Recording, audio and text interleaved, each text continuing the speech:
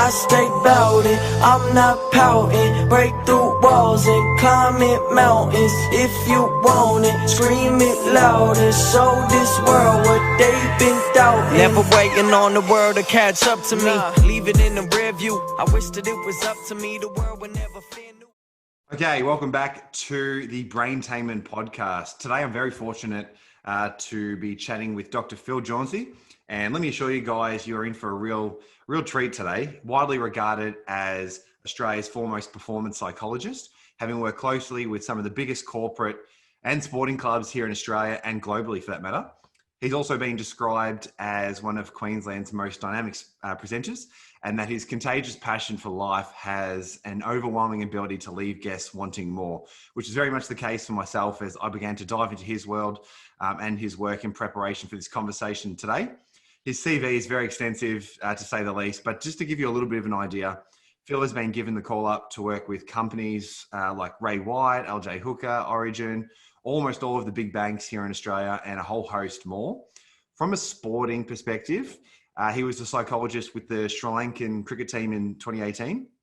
And in 2016 and 2017 was the psychologist with the Bangladesh cricket team. He recently retired from the Queensland Bulls cricket team, if I'm not mistaken, after 20 years.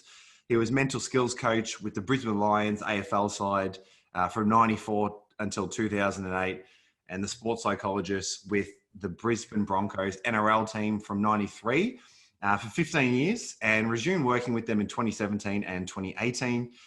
He's also been involved with the English Rugby League team and some Olympic teams over the years also. So like I said, a very impressive resume, and you can see why I'm super excited to chat with Phil today. His approach and his ideas in the work of self-improvement and performance psychology is insanely fascinating. And we're going to explore a few of those ideas today, of course, as we unpack them. And just to give you a little bit of context as to what some of that might be, Phil will obviously expand on this. We're going to look at understanding ourselves and others, personality profiling, which I found really interesting, the power of positive doing, how to actually change our behavior, goal setting, and of course, some of the handbrakes or hurdles to success that inevitably get in the way. So with all that said, mate, Dr. Phil, I really appreciate you carving out the time and coming on the show for a chat today. So it's good to chat. I mentioned some of the ideas at the top there that I really like your approach to. So to kick things off, I want to talk about the power of positive doing. I've heard you talk about thinking versus doing and the power that has. I think it's probably no secret that people can get trapped overthinking sometimes. So to kick things off, mate, what exactly do you mean by the power of positive doing? What I mean by that is that I have 4 degrees in psychology, including a doctorate. I've got 50 years experience as a psychologist, and I can't control my mind and I can't control my emotions. So if I'm angry at you, I have no control over that emotion. Or let's assume you've just got a job that I think I deserve and I think you backstabbed to get it. I have absolutely no control over feeling jealous. What I do have control over is how I react to that. I can say up yours, which makes things worse. Or I can say, hello. Conversely, talking about the jealousy, I can say, you backstabbing scoundrel, and everybody says, thank heavens we didn't give the job to Phil. Or I say, listen, I really thought I was going to get the job, really thought I was better for the job. How can I help you? In other words, no matter what emotion I get, I have the control of the reaction to that emotion. And I can ask myself, is that reaction making it better or making it worse?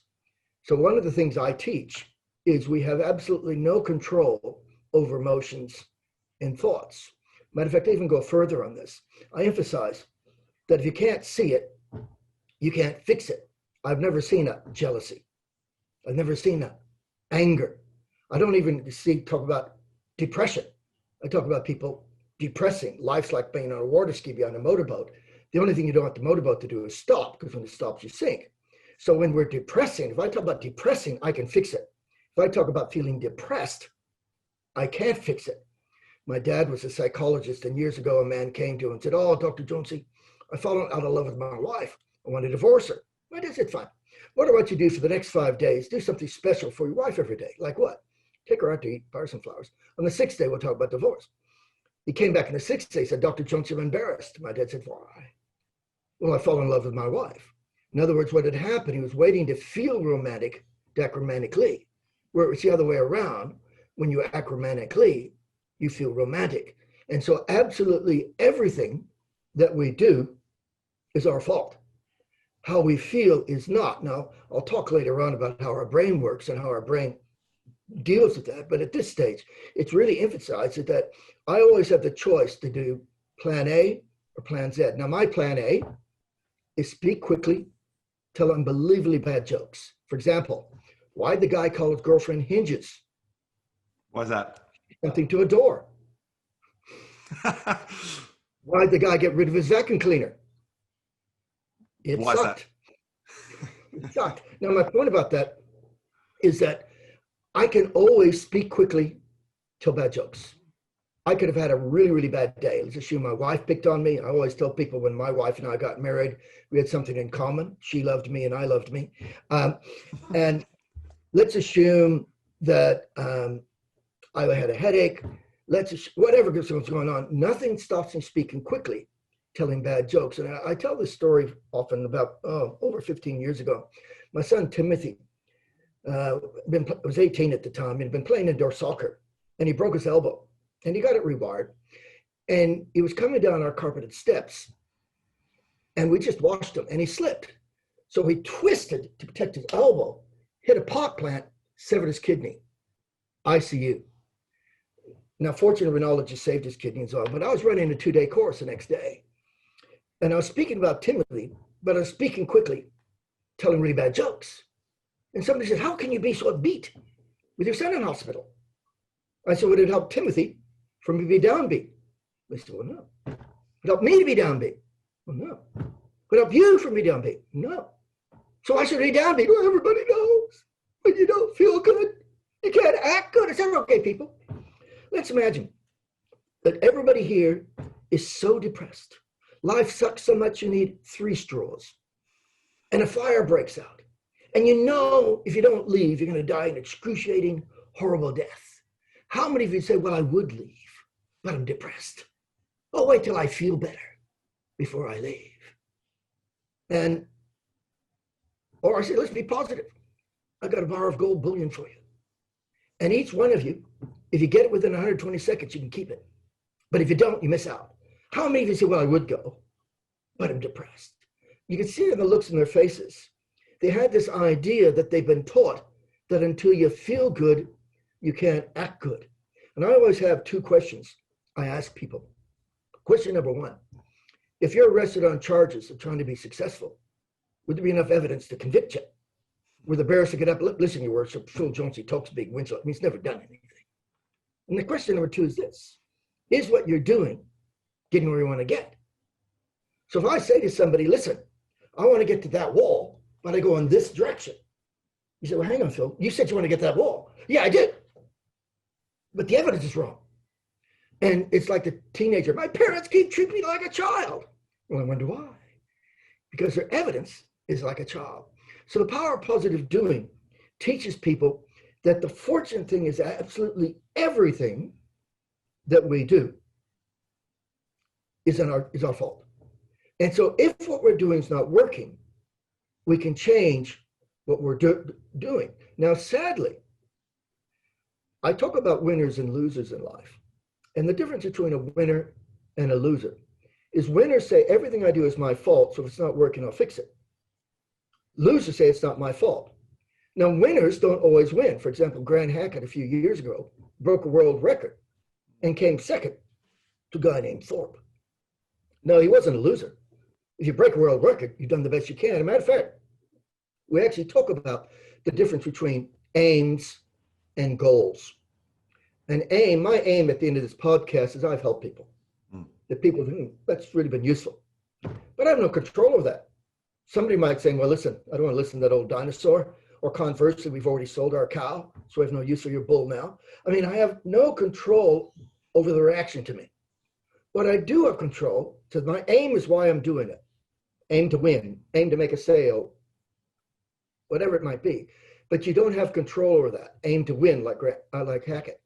But my goals, I do have control over. I found in talks like this, if I use certain stories, and I've already said some of the stories, and if I tell some things, people go away and say, that really helped me. So I haven't failed if I don't achieve my aim, but I have failed if I achieve my goals. So my goal at the end of this podcast, have I said the things that answer your questions that when that give those answers, people said that really helped me. I'll tell the story years ago when the Broncos, Wayne first came back to the Broncos, and he looked at the team. He says, probably going to take us 3 years to get us to be premiership finalists. Surprise, surprise, in that first year, they got in the grand final. And in that grand final against the Cowboys, it was a wonderful game. One of the Broncos players made a mistake last 60 seconds. Cowboys scored, and then they won it in overtime. And after the game, Wayne said, we didn't win, but we didn't lose. And if the Cowboys hadn't won, they wouldn't have lost either. And what he was talking about is goals. In sport, you can do everything right. As you mentioned with cricket, you can bowl really well and not get any wickets. You can bat really well and not get any runs. I mean, that's in sport, you can do really well and not get the outcome you wanted. And so we talk about in sport the difference between disappointment and regret. Grant was disappointed, but he didn't have regret. He swam the best way swing and could win. Regret is where you really know you didn't do the best job. So when I was talking to that audience with Tim in hospital, I may have had disappointment that because of the emotion and so forth, I didn't have the zest, but I did the best I could. See, then I'd be disappointed. Regret is I've said, well, I can't do what I normally do because Timothy's sick. And so the power of positive doing is always about achieve your goals. If you're achieving your goals, which are in your control, at worst, you're going to get disappointment. And life has disappointments. But you don't want to have regrets. And as a psychologist, I have people come to me all the time with regrets. They actually feel bad. So getting back to the winners and losers, when somebody's a loser, they say, if only. And what they mean by that is, if only such and so was different. And one of the problems with excuses, when people give you an excuse, they're saying if only, and you never want to give your coach, your parent, your teacher, or your boss an excuse. Because if I give you an excuse, I'm saying it's not my fault, and that's not really good. Because it's not my fault, I can't fix it. So I say, hey, Liam, you're driving fast in the pit. Oh, sorry, boss. I was behind and under pressure. Oh, look, I really appreciate, Liam, the way you self-dismiss. You go, what? Well, as you know, it's a joint occupational requirement that you can be safe in the pit. And what you've told me is anytime you're behind and under pressure, you can't be safe. And you will be behind and under pressure in the future. Or conversely, I say, Liam, Mrs. McGillicuddy rang up, upset the way you handled her. Oh, she's the customer from hell. And not only that, that other staff member abused me. Look, I really appreciate, Liam, the way you can't work here anymore. You what? Well, what you're telling me, if we don't have perfect staff and perfect customers, you can't stop yourself abusing them. And it's against the law to abuse them. I appreciate your honesty. I tell the story of the Australian baseball coach years ago. His son said, oh, Daddy, I couldn't catch the ball. Sun got my eyes. Appreciate that, son. Only play on cloudy days. So the footy player says, listen, I didn't catch the ball because it's raining. He's a loser. The winner would say, I need to practice wet footballs. So next time it rains, I can catch it. So basically, this is the philosophy of positive doing. You're always asking yourself, is what I'm doing making it better? Or is what I'm doing making it worse? Now, you might be the boss from hell. Now, if I said, oh, if only I didn't have Liam as boss, work would be okay. Well, when I'm thinking that way, I'm a loser. But see, I don't have to change anything. It's not my fault. But I say, what's the best way? And rather than saying, if only I didn't have Liam, I move the if the other side. Only if I do what can I make this obstacle an opportunity? Only if I do what make this problem potentiality. So now only if I do what in dealing with that rotten boss named Liam can I make work better for me? And I can ask myself, is my reaction to Liam making it even worse or making it better? And this is a whole thing about controlling the controllables.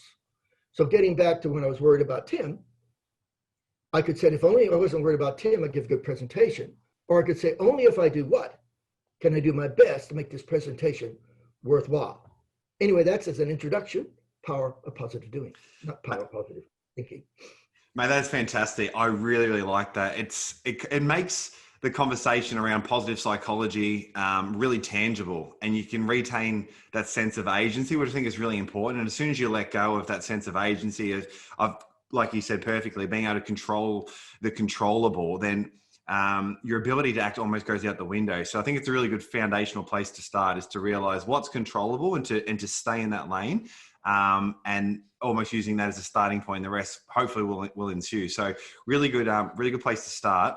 Obviously, there are some challenges that get in the way. I've heard you talk about the front desk secretary of the brain, and I find this stuff really interesting. So could you maybe expand a bit more on what you mean by that, and I guess what we can do about it? Okay. Now, one of the things I find when people come to me for counseling, now my goal as a psychologist is that people don't need me. They always say the goal of every good manager, teacher, parent, or coach is becoming redundant. So I always want to make sure I only have to see people once, occasionally twice. But you see, what happens is you can't win the game if you don't know the rules of the game. And many people don't understand the way our minds work. Like, for example, I understood that when Timothy is down, I could still stick to plan A. And I understood that I didn't have to feel good to act good, that when I act good feels good. But if I didn't know that, for example, I remember I was the psychologist at the Olympics at Athens. And there'd been a rower there who 4 times before Athens, I think it was, had stopped rowing because she got nervous. And the people who were working with her said, listen, we want you to visualize, focus, image, all the things that I believe don't work in sport. And they said, you have to be calm. They said, if only you're calm, can you row?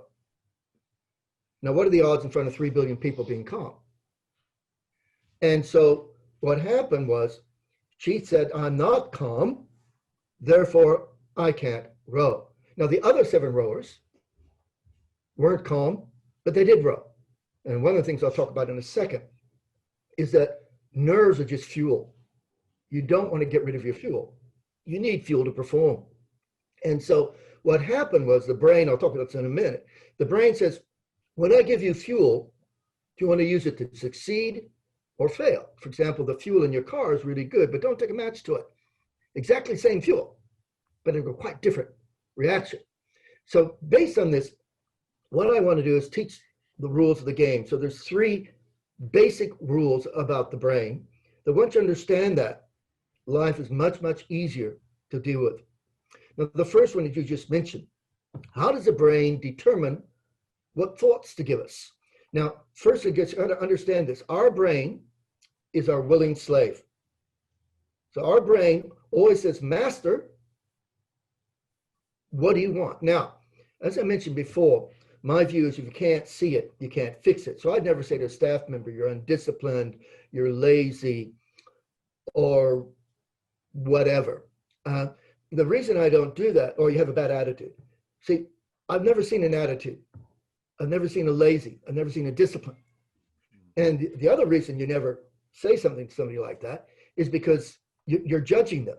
And I've looked in the mirror. The only people who can judge are saints. And there's no Saint Phil.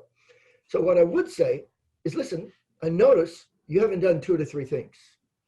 Oh, I see that 4 to 6 things have been done badly. Or you're taking 7 times longer than somebody else. Now, all those are behaviors of which you can fix. So I don't have to get mad at you. I always tell people in leadership, if you have a discussion with a staff member, you should be able to have a coffee with them afterwards. So often say, Liam, you're not doing this, blah, blah, blah, blah. And you keep away from me. But as your manager, I should you be best ally. Or a coach, I yell at you, I should you be best ally. So by me saying, hey, Liam, I've noticed that you didn't stick to our structures in the second half. See, I'm not angry at you. I'm talking about your behaviors. Or Liam, I noticed that your reports are getting in late. See, there's no anger there. And see, anger is where I'm judging you. Whereas in fact, it's not about how I feel about you that's important. It's the fact is that when you joined the team or hired on, you said you could follow your performance standards. And either you can or you can't. If you can't, self-dismiss. If you can, do it. You know, what's the handbrake to doing it? And so the brain is the same thing. The brain doesn't look at importance, value, depth, all those things that, whatever that means. So what the brain is, The brain works out, it says, Master, I will determine what thoughts to give you by the way you react to those thoughts. In other words, it says, if I give you a thought and you act on it, I'll make the thought louder. But if I give you a thought, you don't act on it, I'll make the thought softer.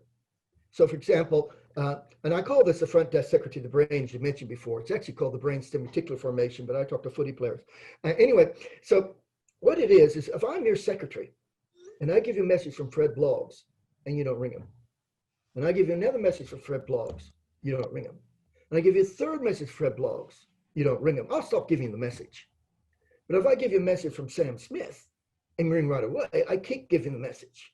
And so that's the way the brain works. It's like a front desk secretary. The secretary says, Liam, I gave you that thought and you acted on it and make it louder. I gave you the other thought, you didn't act cold. So if you get in icy cold water and the brain says, get out, it's cold, and you keep swimming. The brain says, you idiot, get out, it's cold, you keep swimming. The brain says, you moron, get out, it's cold, you keep swimming. It turns it off. It doesn't make it warm, just can't feel it anymore.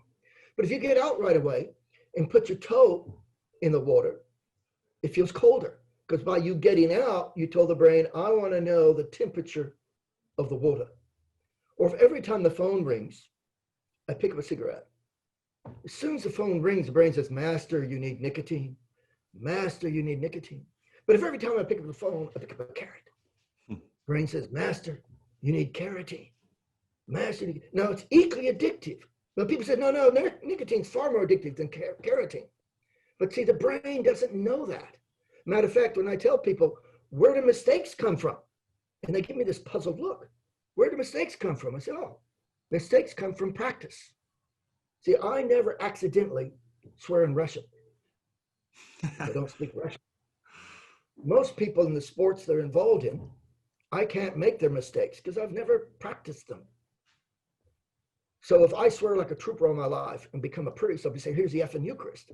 Brain hasn't worked out, that's probably not a word you should use in church. Or conversely, if an intimate moment with my wife, I use the wrong name, what's she gonna know? I've been practicing. So again, this is why we tell people in sport, if you don't have first-class practice, you won't get first-class performance in games. And so it's all about doing what works. So the brain works this out. So the brain says, Master, now see, I don't get nicotine nor carotene cravings when the phone rings because I don't smoke and I don't eat carrots on the phone. Now I used to live in a refinery and people said, how do you handle the pong? I couldn't smell it because it didn't react. You'll get ladies putting on some perfume and they smell like a perfume factory because they think it's worn off. Or we guys say, hi, people, oh man, pong. You want to ask, why can't you smell it? People say you're used to it. No. I ask a lady, when you put on perfume, what reaction do you make? You go, Passan, it pulls. You make no reaction. So the brain gave you the new scent, you make no reaction, it turns it off. We guys don't go around smelling our armpits. Shouldn't have done that. We don't smell our armpits. So the brain says you don't need it. So you can be out working all day and you smell unbelievably bad, but you can't notice it. I remember years ago, when smoking was much more accepted than it is today. Somebody come to the house, said, can I smoke? I said, no. I said, don't worry, I'll stand in the window. Now they had no idea how much that smelled. Non-smokers, we'd smell it because it's totally different. But they had smoke around them. So this used to happen, people get in motel rooms, you can't smoke. So they would and they thought that's gone. And yet everybody else can smell it. And they suddenly had this $150 cleaning bill. So that you go to a party and you can't hear anything, and suddenly you hear your name. Because your brain says your name's important, the other stuff's not. Or mom is the only one that could hear the baby cry. You can't see me, but I tell people I like to watch my weight so you can see where I can watch it. And a couple of years ago, I broke my wrist, but before that, I used to ride my push bike with my mates about up to 80K every weekend. Now my brain would say to me, listen, you're a 70-year-old girl, too old to be doing this. Heart goes thump, thump, thump, thump. Breath, and everything tells me to slow down, but I pedaled harder. Now, at the end of 80K, I was actually less tired than when. Now, that makes no sense. Got more lactic acid, dehydration. And everybody here who's listening to this and watching this has had the same experience. 10 minutes of training session, you're knackered. An hour later, you're less tired. Now, what the brain says, I gave you the tired feeling, but since you didn't act tiredly, I'll give you less tired feelings. Now, if I'd got off after 1 kilometer, oh, I'm so tired. Oh, I'm so tired. I'd have to get off a half kilometer because the brain says, I gave you tired feelings. You act tiredly. And this is why we train. So this is the first part of the brain. That is, the brain says, if I give you a thought louder, softer. So I had talking to these teenage girls a couple of years ago up in Toowoomba. And boys get mad, but girls love to sulk. So if somebody insults them, they get gravel rash on the lips and then sit in the room. And, everybody hates when he worms. And I say to girls, how does it feel sulking? I said, but the sulker's gone. The insulter's gone. And they said, but they hurt my feeling. I said, well, how long did you stay in a room? Oh, about 3 days. Okay. So on the 4th day, how'd you feel? Good. So the more you acted down lead, the brain gave you down feelings. Do you like down feelings? No. So why do you have down feelings? Well, it's not my fault. Yes, it is. I had a squash player come to me years ago. He said, oh, Dr. Jauncey, I get so down in between games, a professional squash player. And I said, I want you to get a doll's mirror. Make the ugliest face you can. Make an ugly face for me, Liam. Come on. Liam, ugly face. There you go. You can't feel bad, can you? It's impossible. Put a smile on my face already. It's you can't help it. So the brain says, ugly face, happy. Anyway, this girl said it worked so well. In a game, she'd make a mistake, look at the other girl, go, look. She got in the top 10. I had a cricketer, Australian cricketer one time. I said, listen, when you take yourself seriously, don't bowl well, stick your tongue out. And people said, why do you stick your tongue out all the time? I said, when I don't stick my tongue out, bowl for Western Australia. When I stick my tongue out, bowl for Australia. Now, this is not really hard. I was running this 2-day course in Sydney years ago for St. George Bank. And I had to stay down overnight. But overnight, my stomach said it hated me. Vomiting, diarrhea. And went from about 10 to 4. And the only reason it stopped at 4, nothing left to come out. Anyway, the next morning, I had to talk to all these people. Now, I don't know why kittens are sick and kittens are weak and dogs are sick, but I was sick as a dog, weak as a kitten. And I had to get in front of these people. And all my instincts, I'll get back again, all my instincts said, get on your heels. Tell everybody I'm feeling really bad. Now that's made me feel sick, and I'm not sick. So what I just do is said, hey people, last night 2 orifices in overflow had the Hershey squirts. Did you hear about the cross-eyed teacher? She couldn't control her pupils. Now, immediately my brain said, you want to feel better. Now, this is a very important fact in life. If you act in Z, the brain will treat you like Z. Z's poor. But if you act in A, the brain will help you be out. Now, just because you're in A doesn't mean things are going to work. As I said, just because I speak quickly, tell bad jokes here, doesn't mean that I'll be successful. But at least I won't have regret. I stuck to A. I did what I could do. I don't always feel like a loving husband and a loving dad, but I can always act like one. So I have regret if I didn't act like one. I have disappointment if I acted like one and didn't do well. You can't always succeed in everything that you're trying to achieve, but you can achieve if you're acting. So anyways, I keep saying, you don't have to feel good to act good. When you act good, it feels good. Absolutely. So that's the first part about the brain. Does that make sense? Absolutely, yeah, spot on. Now, the second thing about the brain is the concept of pain. Now, this is where I'm a bit different from others and can be controversial at times. But basically, when I ask people, what's the purpose of pain? For example, if you're walking barefoot and you step on a thumbtack, why does the brain give you excruciating pain? I would assume to catalyze some sort of action, to do something about it. Yeah, the brain is saying, what you're doing now is not working, and unless you change, it's going to make it worse. Now, the last thing you would do is anesthetize your foot so you can't feel the pain and leave the thumbtack in. That'd be pretty stupid, wouldn't it? I'm pretty dumb.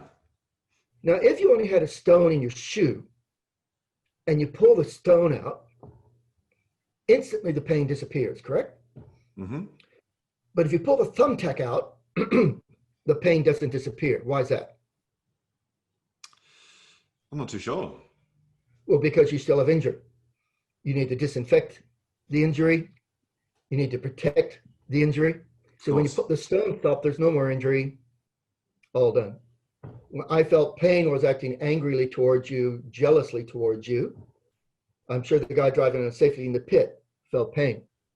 But the moment I went to plan A, the pain disappeared. Because what I was doing was making things better, and there was no resultant harm. Whereas the pin in the foot, the tack in the foot, there still is continuing harm. So the whole thing about any time we get pain, whether it be emotional or physical, pain is really good. It was really important that I experienced pain when I was dealing with as a boss badly. The last thing I want to do is get rid of that. If I have a fire on the floor here and the alarm up there goes off, the last thing you do is turn off the alarm first. The alarm says you have a problem and it'll keep going till you fix it. And for me to pull out the battery is lousy. What I find quite often people have hassles. And somebody said, well, be positive. Breathe. Getting back to that person at the Olympics who was getting nervous. They say, well, you're getting pain. What the brain says, your reaction to competition is not working. But they got to be positive, feel good about herself. Now, it's a basic law of physics. For things to change, things have to change. So we need to deal with the fire. But what's happened is we have what's called real diseases and invented diseases. And what I mean by that, and it's not my term, a guy named Robert Spillane invented it. And what it means is if I couldn't go to a doctor and say, I think I've got cancer and get drugs, because this is a real disease, and before they can do anything for it, I need to have clinical evidence. And the reason for the clinical evidence is if you don't have a cause, you can't get a cure. So they look for the etiology, cause, so they can work out a cure. I say, I think of multiple sclerosis. Again, you need to get the etiologists. In their cases, we don't have a cure for multiple sclerosis, but you do have ways of limiting it and slowing it down, whatever. When I broke my wrist a couple of years ago, I couldn't say, can you just put a cast on it? No, we need to get an x-ray. So we make sure that it heals.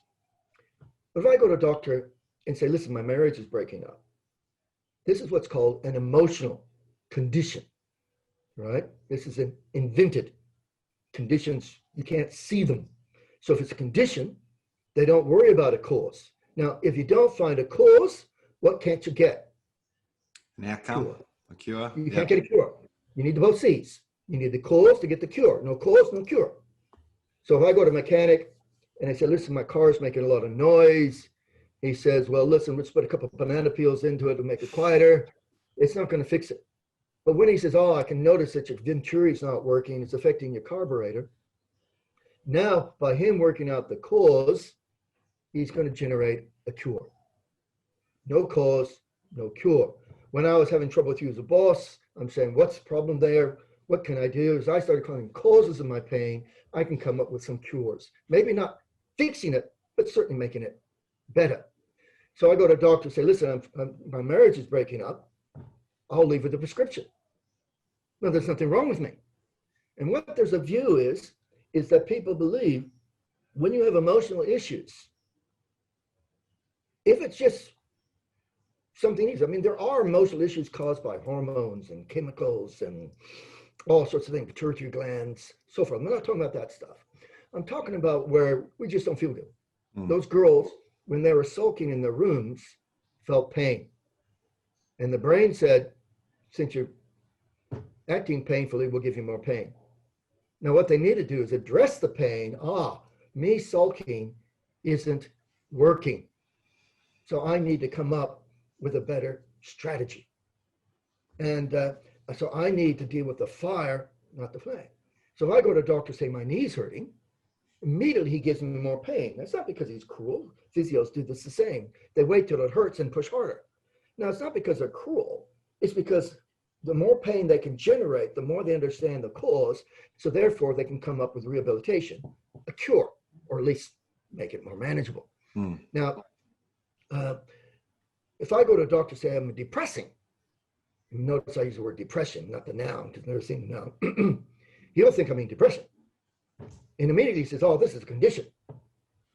So for conditions, what we'll do is he says, you need to take time off work. I say, no, that's stopping more. don't worry, I'll give you an antidepressant so you can't feel it. But see, that's not helping me. I was Dr. Phil long before that guy in America. By the way, I was born in Adelaide, if you want to understand. There you go. That's a long story about the accent. But anyway, what happened is this lady rang me up one time. She said, "Oh, Dr. Phil, I'm so depressed. I can't get out of bed. What should I do?" And of course I said, "Get out of bed." And she felt better. She was depressing. When she stopped depressing, the brain stopped giving her depressing thoughts, or at least reduced it. I mean, sometimes you could be depressing about having lost your job, your partner's run off with somebody else, whatever. But at least you got to say, is what I'm doing working? I had this guy come to me a few years ago, a real estate agent, and he said, "Oh, Phil, my life's spiraling out of control." I said, "Okay. So what's happened?" He said, "Oh, my wife's left me." And so I said, "Well, what have you changed?" Because I always find people, when they're happy, have a plan A. When they're unhappy, have a plan Z. So I said, "What were you doing before life spiraled out of control?" He said, "Oh, every morning I'd get up and go for a run. Then I'd have a nutritious meal. And when I got to work, I made sure I found at least 3 people in the office to go to, have a smile with, maybe a joke. I made sure I made 3 phone calls. And if within an hour I didn't have anywhere to go, I'd still get on the road to see some properties." I said, "So what are you doing now?" So "I'm not going for a run." "Okay. I'm not having a nutritious meal, but a bit of hooch. I'm not talking to people at work. I'm not making the phone calls, not getting on the road." Now, there's 3 basic rules of sales. Rule number 1 is see the people. Rule number 2 is see the people. Rule number 3 is see the people. Now, he stopped seeing the people. Now, his brain was giving him pain. I said, "Mate, why don't you go back to plan A?" "But my wife's, I know your wife's left you, but what you're doing is not working. Go back to plan A." Anyway, a week later, he rang me up and said, "Listen, it's amazing how my life's better. I'm now running, talking, all those things. And not only that, now my wife who's left me is willing to talk to me." See, what happens in relationships, when things go wrong, you go to Z. I had this guy tell me one time, "I don't think my wife loves me. I think, so I had an affair." I said, "That helped." I mean, you can see how dumb we are at times. And so by going to plan A, it works. So that's the key here, is that anytime I have pain, my brain says, if you're having pain, go back to plan A. Now, this takes us to the 3rd step. And this is where the brain says, anytime something's important to you, I will give you more fuel. But I'm not sure whether you want to use that fuel to succeed or fail. Now, again, based on what I've been telling you, how does the brain work out if you want to succeed or fail? Your actions, what you're doing. Absolutely. If you stick with A, it helps you succeed. Now, an illustration I give this, my office is a rectangle, as you might be able to see. Now, if I put a plank across this floor, and you're here, and I say, "Liam, I want you to walk the plank." Would that be difficult without touching the carpet? Piece of cake, dead easy. So we now know that you can walk that plank, no trouble at all. So I put that same plank outside, 10 stories over the road. There's no wind, beautiful day. But I take a gun to your head and say, "If you don't walk, I'm going to shoot you dead." Now it becomes hard, but it's exactly the same task. Right. So what is the difference? When you start thinking, "I don't want to die." Now, if I say, "Don't think of an apple," what do you think of?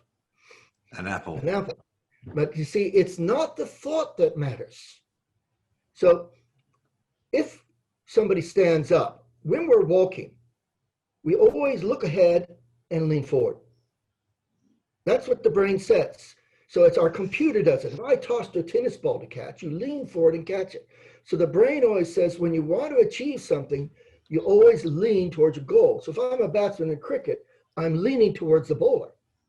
Now, when the ball hits the bat, I don't watch the ball hit the bat. I look for gaps. The computer hits the ball to the gaps. Now, if I'm worried about getting out and I lean towards the keeper, I've turned my computer off. The ball hits the bat, I watch it, and I look for fielders, which isn't very successful. And so the key here is always getting the computer on. If I tossed a tennis ball, you lean forward to catch it. Now, if I say it's full of nitroglycerin, and if you drop it, you're going to die, where's the first place you lean? Back. Now, as soon as you lean back, you turn your computer off. So now your elbows go tight and you push up, which helps you drop the ball. Now, fortunately, I'm watching you now, Liam. I want you to be really tense, hands together tight. Can I see you do that? Can you put your hands a bit higher, tight? Now, just open your elbows and go like that. Notice how your brain says you can catch the ball now?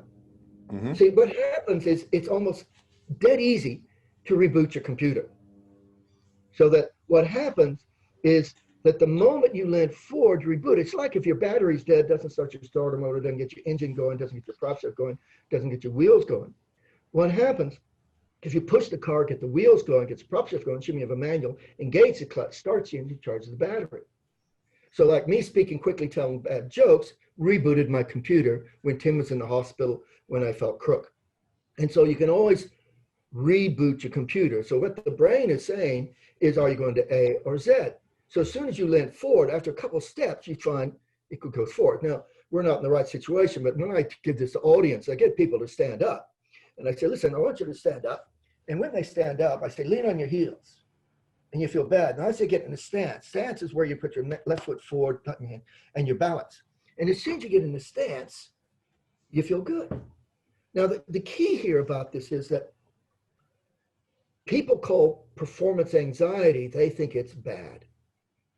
But see, the last thing you want to do is say, hey, coach, I was so nervous, I reduced my fuel by 50%.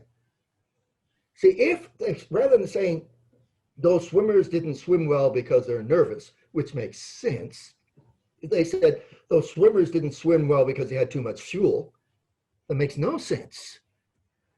And so what happens is, as a performance psychologist in sport, acting, music, I always say to people, when you get more fuel, make sure you stick to plan A. I had this 13-year-old girl now, she's gone on to actually represent Australia, but years ago, she came to me, she's a track and field runner. And she said to me, I said, why are you here? I always ask people why they're here. And people only come to me in pain. Nobody comes and said, my marriage is great, my sport's great, my business is great. Now, if they're in pain, just seeing you've been paying attention, Liam, what do I know if somebody's in pain, emotional pain? You could probably tell their actions. They'd be depressing. What they're doing is not working. What they're doing is not working. Yeah. So if somebody says, I'm depressing, well, what you're doing is not working. I had this school, a few years of high school, and they had this thing called mates talk change. So if you're down, just talk to somebody. The problem is, when they talk to somebody, the person didn't know what to say. So I had to tell them about this. When somebody says, oh, I'm really down. Oh, what have you changed? Oh, go back to plan A. What were you doing when you weren't down?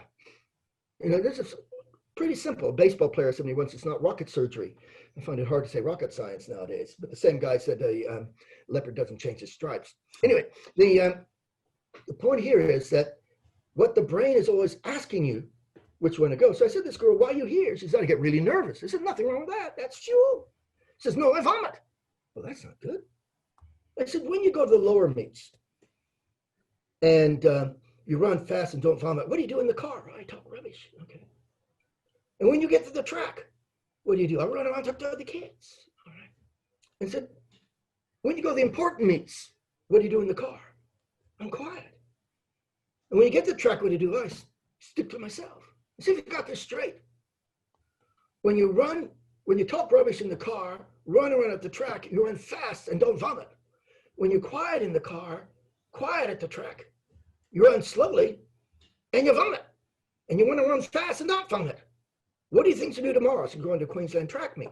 So go to plan A. She broke 3 Queensland records. See, the brain said by you sticking to A, I'll help you perform. By Z, help you fail. I had this racing car driver years ago, about 20 years ago. He's almost semi-retired now. He said, I was racing over in Beijing and I got really nervous. And I raced badly. I said, what did you change? He said, don't want you to know about my nerves? No, that's just fuel. What did you change? He said, normally I walk the track before a race, but in Beijing I didn't. Normally I took a lot over the two-way. In Beijing I didn't. And then I looked up and saw my hands are on the steering wheel. His computer was off. Now, if you're driving over 200K an hour, you want the computer on? Absolutely. So I said, man, go back to plan A. He won 4 of the next 5 races in Australia. And just before he retired, guess what he was still doing at Bathurst? Walking the track, talking the talk. And so let's imagine, Liam, you're my 800-meter runner, in the Olympics and you're in the final. So you're one of the 8 fastest runners in the world. I say, listen, Liam, you got here using plan A. If you use plan A tomorrow, you got 97% chance of getting gold. But since it's really important, let's go to plan Z, which gives you 53%. Now, what would you do with me as a coach? I'd be pretty keen to stick with plan A. You'd think so. And so when I keep teaching, when people say they fail, they change. I had this ex-world champion surfer said, oh, Phil, I do really well in the heats and badly in the finals. So I said, what do you change? Oh, in the heats, I just pick up the first board, look where I'm going, and take the first wave. What do you do in the finals? I focus, Evo, because when you focus, where's your weight go? Back. He says, I check out the board. So you turn off the computer before you even get into the water. Then I look at the opposition. Then I see what they do first. See if you got this straight. When you don't look at the board, don't get the opposition, take first wave, score high.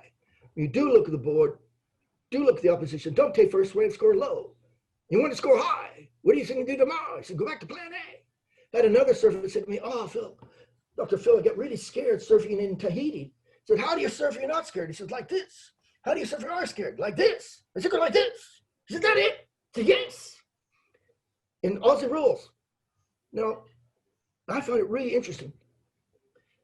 Aussie rules players, when they take a mark and they see another player unmarked 40 meters away, they'll miss them about more than a meter, about 3% of the time.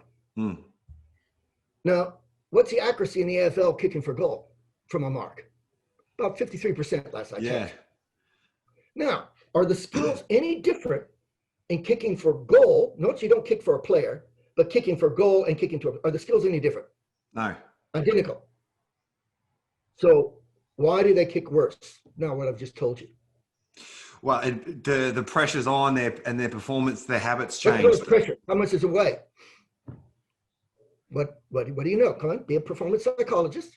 Why do they kick worse? So, well, they're not following plan A. They've changed. Exactly. They've changed what they're doing, yeah. And I grew up playing AFL, and I can relate to that more than you can imagine. Yeah. So you know, the Lions used to love giving me a ball. When I played rugby league, I was so bad it never got sledged. But the Lions used to love giving me a ball down in Melbourne to kick because Victorians thought it was biomechanically impossible for me to kick the way I kick. Matter of fact, I look like a drunken giraffe on stilts when I kick, and that's insulting to the giraffe.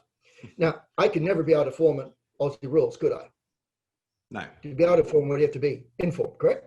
Correct. So if I can kick 97% accurately to another player, there's nothing stopping me kicking accurately to goal, as long as I don't change. Right. See, again, and I get really embarrassed trying to show this, but when you take a mark and you see a player forward, you lean over the ball and you look at the player. You do not look at the ball. You look at the player, get back far enough from the mark where you can kick it, correct? Absolutely. Would you ever say this, wait, turn around, walk back, pull up your socks? Would you ever do that, kick it to a player? No. No. So why do you do it in a game? Well, I want to turn off my computer, which it seems pretty stupid to me. We had a midfielder for the Lions years ago, and he kicked 2 out on the full. Now, as far as I can remember, between the goals, it must have been 7 yards because it's 6.4 meters between the posts. So if you kick it out by 3.5 meters on the full, you've missed by 14 meters. Now, if you miss kicking to a player by 14 meters, there's something really wrong. Mm. And when you kick to a player and they catch it, don't go, yes. So this guy kicked 2 on the full. I said, mate, what you need to do is go back to plan A. So when you take a mark and you're kicking for goal, first you think you're kicking to goal. And you're kicking over the umpire's head. There's one constant. The umpire is always there.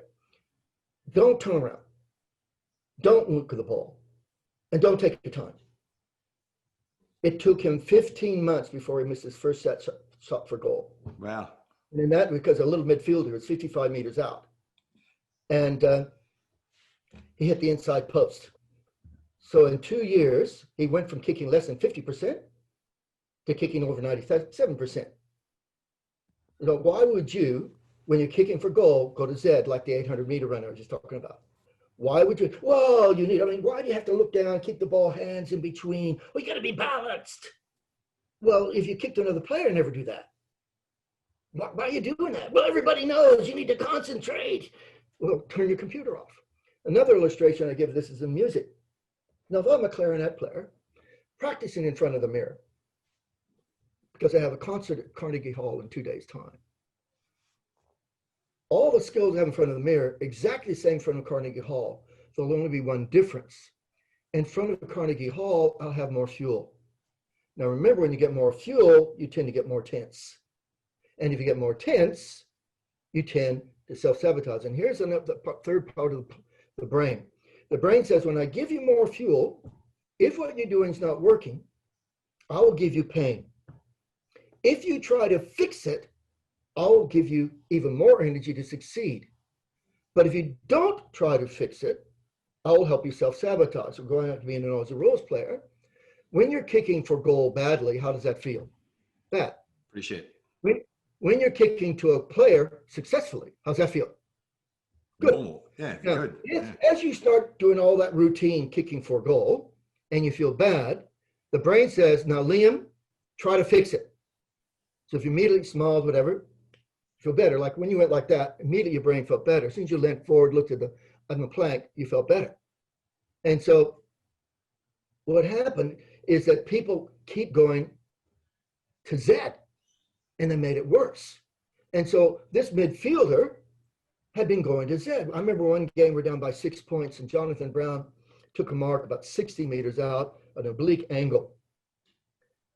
And he said to me after the game, I just remembered, just go back, kick quickly, because that's what I do in a game.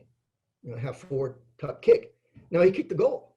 Now they're 6 points down. All his instincts were saying fail. I was riding my push bike down a hill around here years ago. And with my weight, I go as fast as I can down the hill to get the other side. And a ute came with extended mirrors, bumps the bike starts wobbling. I saw the trees, the truck tires, and all my instincts said, slow down, which is the worst thing you can do in a wobble, because forward momentum helps it. The slower you go in to kick towards goal, the worse your kick's going to be. The faster you go, the better your kick's going to be. Is that fair? You're a player? No, absolutely. You're too right. Yeah. So why do you slow down? Oh, it's important. We got to go to plan Z so we don't get a gold medal. Anyway, so I taught myself, even if you don't know what your plan A is, do the opposite of what you want to do. We used to have a guy for the Lions, Nigel Lappin, and he used to always talk to Jason Akmanis about this, that the difference between good teams and poor teams is a change over time. Most people, when there's a turnover, they go about 3 seconds before they turn over. Because you've had a turnover, you go back, oh, have to get on defense now. Oh, and they slow down. Nigel's the guy who had 1 second. And he was always one of these guys who would run hard upfield and run just as hard backfield. And of course, he was all Australian because he'd worked out, yes, it sucks that the ball got turned over. But instead of acting suckingly, he started running. And instantly, the transition was much better. And all sports have what's called transition, but especially sports like also rules, basketball, soccer, those sorts of things. The teams that transition the fastest are the winners. And so here's a guy, he just worked out, what can I do to immediately get my computer back on? So getting back to the clarinetist, now in front of Carnegie Hall, I'm gonna have more nerves. So I want you to pretend, can you stand up? I'm pretty tall, so you might miss me, but yeah. That's okay, that's all right. Doesn't have to see your face. Now, I want you to grab the clarinet, feet tight, hands, big black stick, elbows in tight. All right, tight.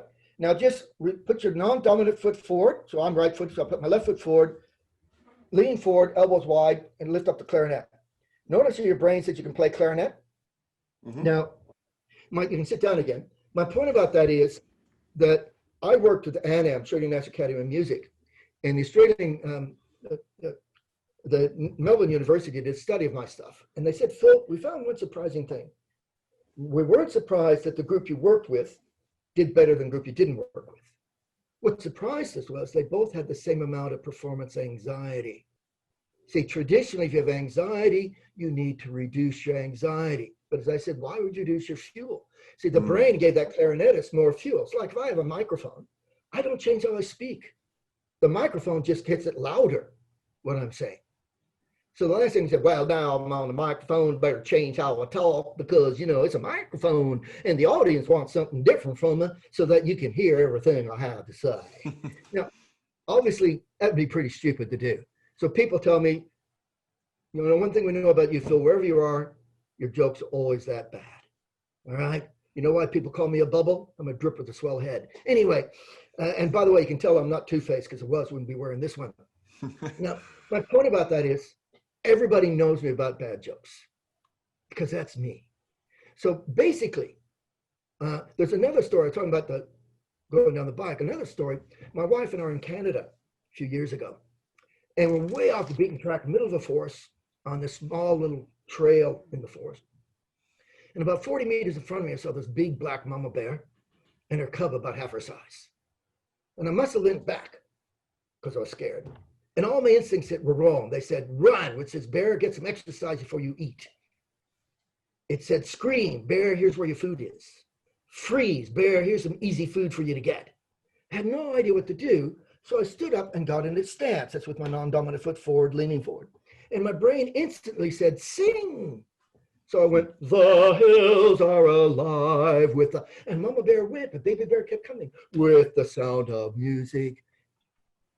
And Baby Bear went. And my wife said, how did you know to do that? I said, I didn't. But the brain said, since I tried to fix it, it gave me the ability to move forward. Now I found out later on the singing let the bear know it's a non-hostile way, and it didn't want to be around me and all that sort of stuff. And so we hear all these stories of people in intense situations, but because of trying to fix it, they get the ability to make things better. So anyway, I've gone on for a long time, but those are the three rules. Awesome. Yeah. Mate, that is fantastic. So much value in that. I feel like we can unpack that for hours. I think that, so that whole conversation, particularly around getting back to plan A, it's so relatable, obviously in sports, and some really good examples there, of course, in the work and corporate world, but I think it's just as applicable for everyday life. And then that then predisposes, I suppose, that you know what plan A is. So I've heard you talk a bit about self-awareness as well, which I think is really important. Gets a lot of airtime in today's world. This it's become almost a buzzword, which is good in a way because it's super crucial. So how do people, I suppose, start with that first variable of actually knowing what plan A is for themselves? You touched on it there. And funnily enough, I'm quite similar. You like to speak fast, tell bad jokes. I'm quite similar. We're also quite similar in that we're both Mozzies, which we'll talk about in just a moment. But for people that are maybe listening or watching and wondering, that all sounds brilliant. I get what we're talking about here, but I actually am not 100% sure with what I do when I feel best. Where can they start? Well, I think actually you got to put yourself under a videotape. Imagine, I'm saying videotape, who has videotapes anymore? But where you're actually thinking, looking at yourself when you're in A. I worked with these kids in golf, and when I say kids, grade 7 to grade 12. And I actually walked them through it. When you're feeling good, how do you pull the club out of the bag? It's interesting. When you feel good, you lean over the bag. When you feel bad, behind the bag. What are you doing? I walked them through, and we actually did this little spreadsheet. What are you doing when you're driving to an event? When you feel good? Back. So my wife is the opposite to me. Her computer, and you've got to watch out, we'll talk about this on the profiles, that Microsoft and Apple are really good computers, but you don't put Microsoft and an Apple and a Microsoft. This is where coaches can stuff up, because coaches can actually, they're saying, if I was you, I'd do this. See, but empathy is not what I do in your shoes, because what Phil Jauncey do in your shoes is irrelevant. So if Ross did my plan A, she would fail. If she talked before going to something and ran around acting an idiot, would fail. See, with me, I got to get there as late as I can, talk the absolute rubbish and not think about it. And that works for me. So if you don't know, just look, ask yourself in a video or ask people around you, what do you see me doing when I'm A and Z? So what do you do when you get in? What do you do when you arrive? What do you do at breakfast table when you're feeling good? What do you do when you arrive at work? What do you know? And it's just A, Z, A, Z. But if you're not sure, as I said about the riding the bike in Canada, it's just what you want to do when you feel bad, don't. Yeah. Whatever you want to do is almost always going to be wrong. Now, it's a rule of thumb. Somebody once said the only thing you'd be absolutely sure of when you're absolutely sure you're right is that you're wrong. Because we human beings, we're not like hardest physics where everything's exact, but it's a really good rule of thumb. And so when you say self-awareness, yeah, it sounds like, almost existential, that I know about my essence and what makes me tick and so forth. What I'm really saying is just ask yourself and others, what's my A and Z? What am I doing when I'm feeling good? So when I go to church, what am I doing when I had a good day at church? What do I have a bad day at church? When I went to the pub, what did I do that was good? What was bad? And I could go on and on and on. And you just keep asking those questions. And remember, the brain will always give you pain. What you're doing is not working. Now, you can anesthetize the pain for a little bit, get drunk, but the next day the pain comes back. Tenfold. Or you can get high on drugs. Yeah. And of course, the thing about that is, it's like if you put concrete over weeds, they still find a way to get through. And our brain says, Master, I have to keep giving you pain. So if you anesthetize it, I'll just find a way. So you'll have to take more anesthetic, more drugs, more whatever to get the pain. So always acknowledge the pain and then find what's reducing the pain. And the very fact that you're aware that you're embracing the pain, you'll find out what your ANZ is. Yeah, I agree. All right, so let's talk about profiling then. I want to make the most of the time we've got together. So I joked earlier that we're both Mozzies. For people listening, they might not know what that means. So give us an overview of these 4 different personalities, I guess a summary of what they mean and how the information is important to everyday life. Okay, so back in 1986, Wayne Bennett was working for Queensland State of Origin, and he asked me to come up with some way, because he noticed that a couple of players in the team who were really good players in the position, but they changed effect on the pack, the forwards. And he wanted to know, how can I predict what they're different? And so after a failure, I came up with this thing, and it's now done about 40,000 of them. And all I did is I took something I picked up at a party years ago in the United States and mixed it with Greek philosophers 2,500 years ago. Now, I'd like to say it was so brilliant, but I think it's another orifice that I was using to get it in. But I've been really fortunate because it's now been translated into French, Spanish, Bengali, and Sinhalese. And we've had 6 out of those that were inaccurate. Normally these things, they say if you get anywhere from 5 out of 100, that's pretty good, called 0.05 is acceptable. So people say, why has it been so accurate? Well, there's 2 reasons. Firstly, I kept it really, really simple because I'm pretty simple. And secondly, it's that it's descriptive, not prescriptive. For example, we talk about us being Mozzies. Mozzies have poor attention to detail and we're easily distracted. So does that mean there's an excuse for me to handle in poor detail things, being late? No. What I've done, because I know that, I put in things called early lines. As a lecturer back in the old days when I went to university, in those days, you had to change typewriter and you couldn't just change your Word document. And so if I had an assignment due in 7 weeks, I assumed it needed to be done in 6 weeks. And I treated it as a real early line or deadline. And so that if I failed in that, I had a week to fix it because I knew I'd probably get distracted. So that if you asked me to do something tomorrow by 5 o'clock, I'll assume it has to be done by 3. And that means early lines means that because I know I get distracted, I put a buffer in there. Because if you pass a deadline, you're dead. Pass an early line, you're still alive. And likewise, I know attention to detail is poor. So if you ring me on the cordless, hands-free phone, I'll say, can you send me an email or ring Roz? Roz is my wife, who is very structured. Can you ring her and let her know? Because I put things in place. It's no excuse for me having poor attention to detail. So my profile says that I will hate study. And I do. And I got 4 degrees and a doctorate.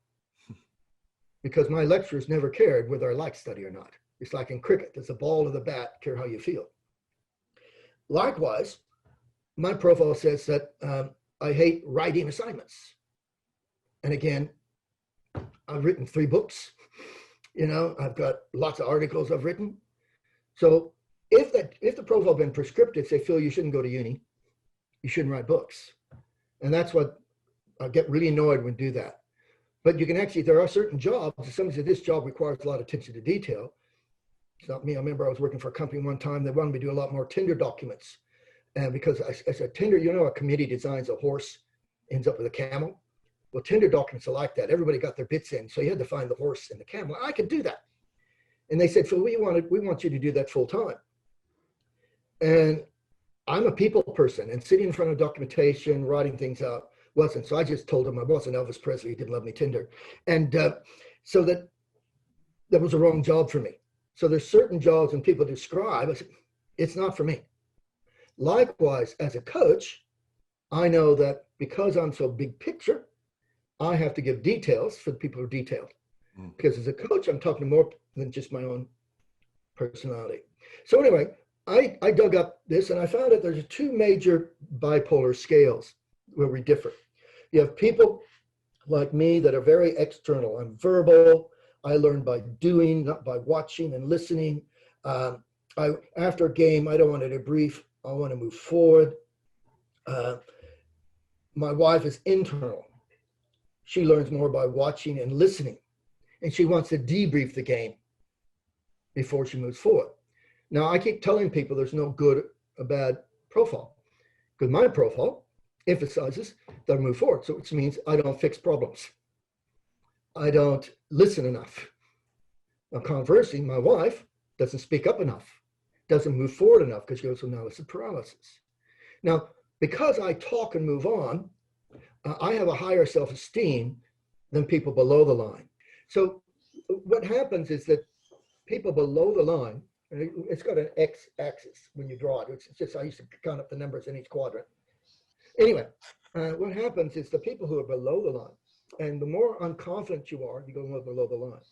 And so they have a lower self-esteem because they keep analyzing, which means they're not up themselves, they're not arrogant. I had a football player for the Lions years ago, and he was all Australian for almost 15 years. His third last game, he came up to me and said, Phil, I'm worried. I said, what's wrong? He actually feel good. That one game beforehand, he felt good because these people are already doubting themselves. And we used to get people in similar groups. And I do this for all the teams I work with. So that we got people who are all similar in that group. I think it was, they're saying, you know, if Lee hasn't talked to us for a few years, we think he's annoyed at us. And I'm thinking, he doesn't use telepathy. But see, that's what they did. What happens is when they get annoyed, they give you subtle hints. And they stop talking to you. Now, Lee was just too busy dealing with other things. So Lee, I always give the coaches a profile. So he made sure he talked to all those sorts of players. And it's about half the team that they needed to be talked to. People like us. And I had another, that football player I was just talking about. He'd learned that he's never going to believe in himself, but he can still play well. Now, I went down to Melbourne one time. There's an Olympic fencer. She said, Phil, I'm ranked 5th in the world. Why don't I rate myself? And I told her about the footballer.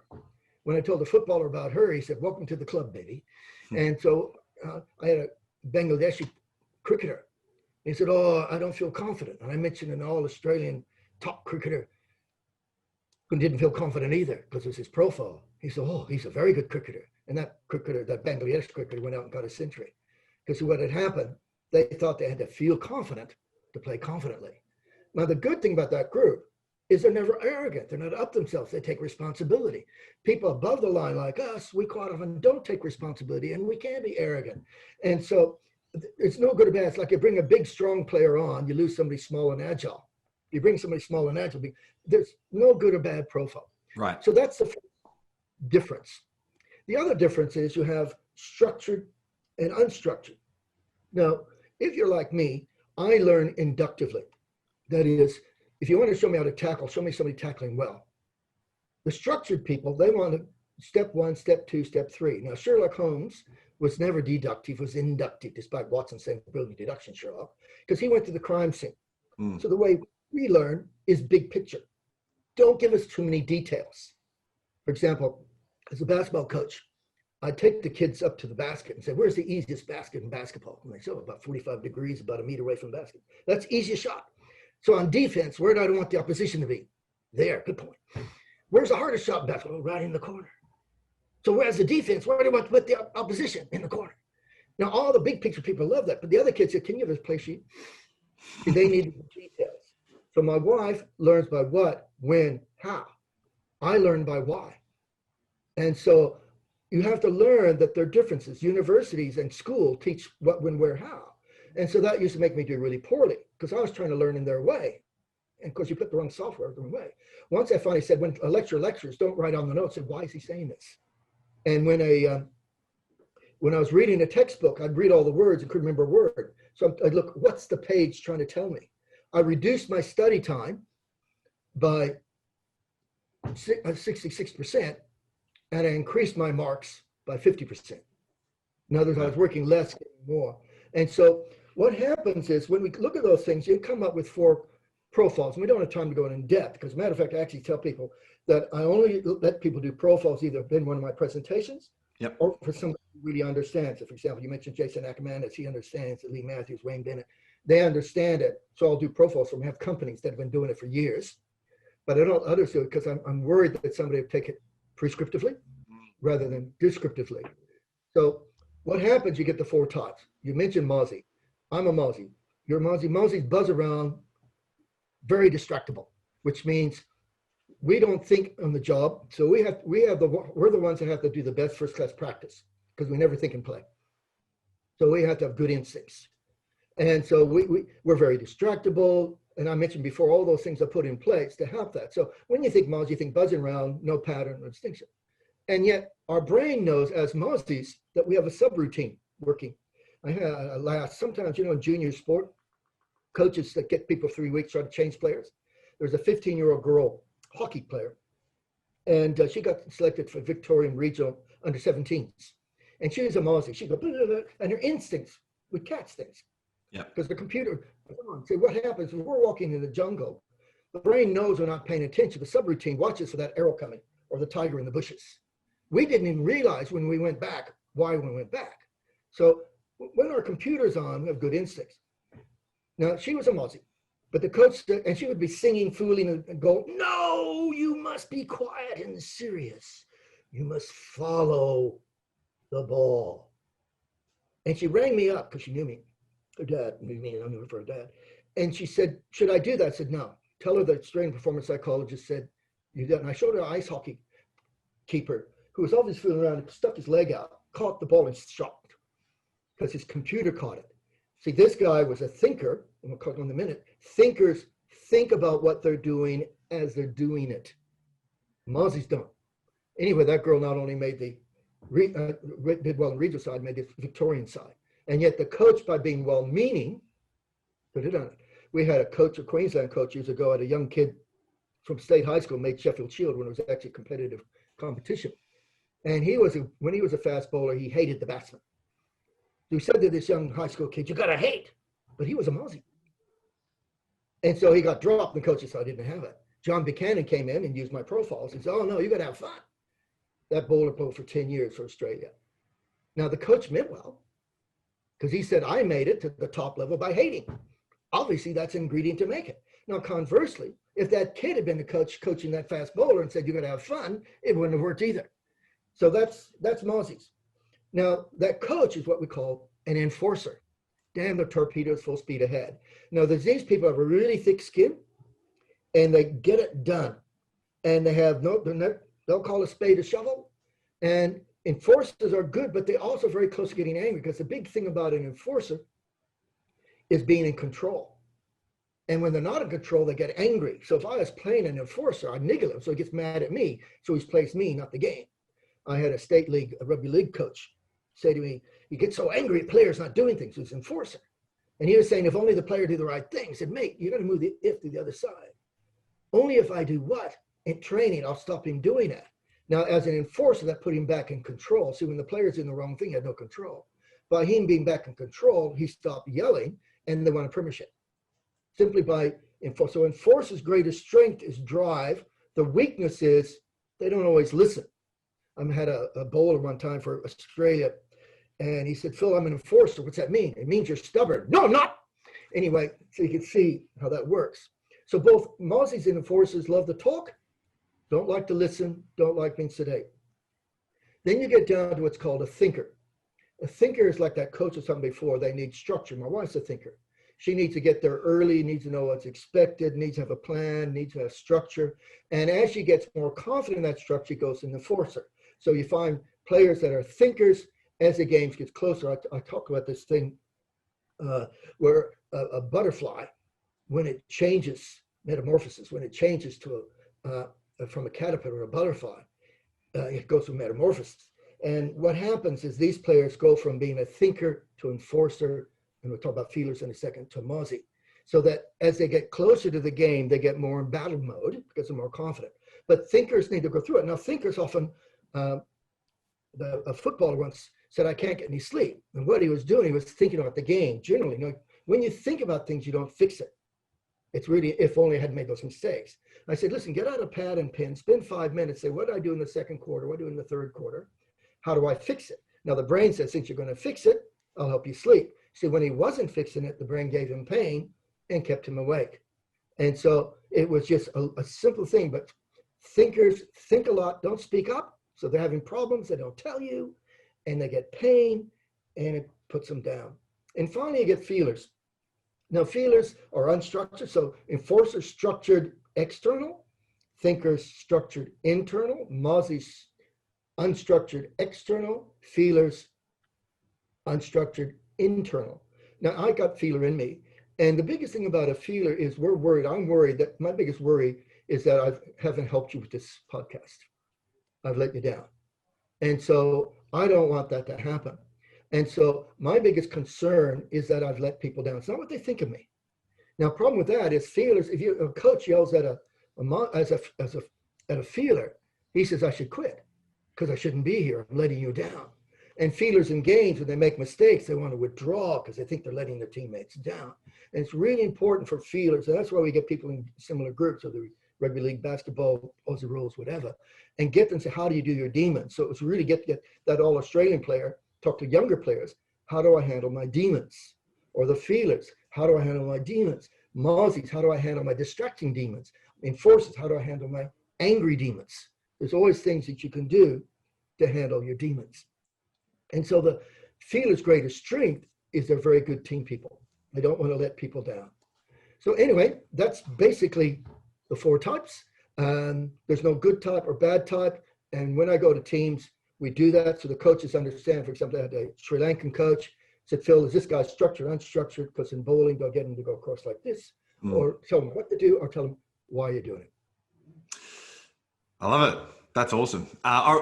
Probably above all else, my biggest takeaway there is the idea that it's descriptive, not prescriptive. So I think there's a lot of value in being able to identify where each of us, anyone listening or watching, can kind of fall into that quadrant to start identifying, okay, what are my natural strengths? What type of work should I try and dive into? How do I leverage that to my advantage? But then also not almost justifying our weaknesses or reasons for not doing things or thinking a certain way, not justifying it behind the mask of, okay, this is who I am. I can't do anything else about it. So I think it's a really good approach to it. One final one, Dr. Phil, before I let you go, and I've said a couple of times, but I really appreciate you carving out the time to chat today. To your point, you'll be pleased to know that you've delivered an immense amount of value, not just to myself, but to people listening as well, I'm sure. So you should feel really good about that for your feeler type personality in you. But just to wrap things up, I just want to talk about goal setting. What are some best practices around it? Just the approach vary depending on the personality that we just discussed then. If I wanted to take away from this conversation all the stuff we've just spoken about and start putting things in place either in my career, in my relationships, in my fitness and health, whatever it might be. And I always say to people, there's no right or wrong goals to have in life. Who am I to tell you what you should be pursuing? So they are going to vary, but is there an approach that's kind of universal for everyone, to start writing stuff down, what are your thoughts around goal setting to wrap things up today? Okay, well, first let's go back to what I said earlier on. You want to make sure that you can differentiate between aims and goals, so that aims are end results that you like to have, but may not be in your power. Goals are what actions do I need to get there. And so you have another step, you have what's called objectives. So if I'm saying, for me to achieve my aim, I need to have this, and this. And I say, but I'm not there yet. So what steps, these objectives, that to get there? So there has to be evidence that I'm trying to achieve my goal. And if I achieve my goal, there's evidence on achieving my aim. Now, for the thinkers, writing it out is really good. For mosey feelers, writing out sucks. So with us, it's really keep it big picture, make our aims big picture, keep it simple, and then go to the end result saying, all right, this is what I need to have to be there, and work my way back. If I'm a thinker or enforcer, I can be more detailed about what it is, and then where do I have to stop? What's my next step? And so they start the beginning, work it out. Now you end up getting the same group of steps, but the flexible people, they work it out going from the end to the beginning. Structured people go from the beginning to the end. And the big thing is work out that there's never ultimate aims for you. My aims keep changing. I'm now 72 and I'm still changing what I'm doing. So just make sure that you don't make it too long. You can work out overall what you want to do, but I look at my life and it actually matches a mosey. It's going all over the place because I just said, where do I want to be next? Be instinctive, think really big picture, but I wasn't too worried about whether it's going to be in a year's time. Whereas my wife had to set very specific goals to get there. All right. Mate, I love that. Very tangible way to finish. And just to that point as well, like I mentioned a couple of times, very similar personality to you, it seems. And I find that when I do get overly structured, because I feel like I should be doing that, it almost serves the opposite effect as opposed to just keeping it simple, being able to think on the fly, be intuitive and kind of adapt from there. I find that really works for me. However, there's people that I know, friends, family, people I've had on the show, we've had similar conversations about, you know, working towards something, and they are a bit more methodical, and it obviously works for them. So I think that's some really good stuff there.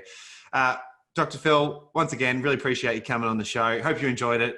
I got so much value from this chat. I can't wait to share it with our audience and community. So really appreciate it. Thank you.